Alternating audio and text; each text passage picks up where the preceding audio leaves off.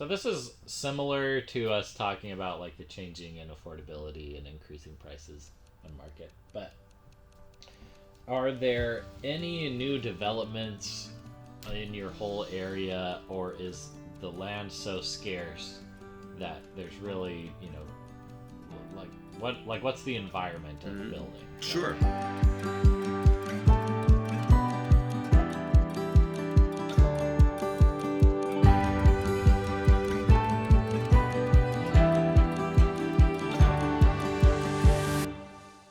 There's new projects, complexes going up all the time. We're actually getting ready. So we've been with, um, so it's an 18 unit complex over in Wildwood, and that should be finished up by the end of this year, beginning of January of next year. And that's 18 units there. That started almost a year ago, a little bit more than a year ago. That project started. Yes, land is always scarce. I mean, you draw a circle. This is where I'm located. You draw the circle, and this half here is ocean. This half here is dirt. So it's half of our circle is ocean. You can't build on that. It's just land. So land does become a scarcity. It also becomes a matter of what do the towns want. There's ordinances, rules and regulations, whatever phrase or words you want to use. That towns are, they're starting to move towards. Whether it's not allowing townhouses or multifamily properties onto a single family, a little bungalow that's been there since the 1940s and 50s, and but has a really good sized lot. And but now there's ordinances and rules and regs that are put in from the towns that you no longer can knock that down. And even though it's based on a certain it's a lot size, they're not letting you put 4 units on there or 2 units on there. You have to put a single family on there. So that all falls into that category. We do start to we have seen in the last, so I know over the last 2 years, and I know that there's more of that, but we were on the buying side involved with, there were 2 complexes in the Crest where they had motels that were family run, that they've converted into their year-round condos now. The Cape Cod and the Beau Rivage. Well, now all of a sudden you're opening up 30, 20 to 40 units that are now available for sale for people. So you have those as well, that have sort of come back, where you have these revitalizations of old hotels that are now put in the condo conversions, is what we call them, the condo hotels, or just a straight up condo conversion. And so that does add, now all of a sudden you're adding, like I said, to the inventory, this group of properties that are there. So they do pop up, but I think now that there's more of the side by side townhouses, or like a lot of the new constructions you're seeing right now are, you have the 2 condos with a townhouse next to it, 2 condos with a townhouse. So it's one building with 3 units, as opposed to one building with 8 units. You're not really seeing too much of that, which again it all goes hand in hand with your price point. Like, you also want to start to look at what's more of a luxury type of living. Do you want to live with 24 condos, or would you rather be in a position where you can have two buildings with 6 units? I think that's what you're seeing, a lot of that. How often are people building like a new single family home out here?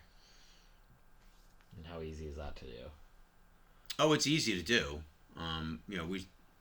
You see new construction. There is a tremendous amount of new construction going on in the Wildwoods. I think any short town, if you would drive up and down, any of the streets, you would see new construction all the time. And people would say, "Well, my God, what do you mean there's no inventory?" I mean, they're building all the time. Yes. Now let's remember, they're building all the time. They're taking down a property and probably building a new property and building a new one. That may not be something that's also for sale. someone may have purchased that property, whether it's the previous owners cashing out. It was in the family for 100 years, and no one's no longer using the property. So a new buyer comes in, they purchase the home, they knock it down, and they build it. But they're living there. That's not going to be up for sale. So you're not necessarily adding to the inventory. You're just replacing something that was there with something new. Are people building less single-family homes than other, like... No, I would say that you're seeing a lot of... There are some builders that just do single families. There are some builders that just do side-by-sides. That's their niche. That's what they like to do. So I think it does really depend on the builder you're maybe working with. If you're on the listing side, you're going to sell a property. If you can put it side by side, or an up and down there, who your builder is. It's a good mix as far as single families and condo townhouses that are coming on. They're not the, if you talk about condo townhouses, they're just not the big complexes anymore. You're seeing 2 units or 4, 2, 3, 4 units in one building. Is that because it makes more sense with like the current culture of Airbnb and vacation renting? Potentially, yeah. Could be that. I think it also becomes, you're looking at the wants and the ability to do it. You have to be able to put an 18-unit building somewhere. Yeah. It seems to me like maybe there's a sweet spot for Airbnbs where and I'm just speculating here, but like if you have, a townhouse and 2 condos, that maybe could rent for more than a single family home, but it's also more attractive than if you had all these tiny little condos. Sure. Or something. Yes. Just speculating. Yeah. I would say this, the one thing that you always have to pay attention to if you're a purchaser, if you're a buyer,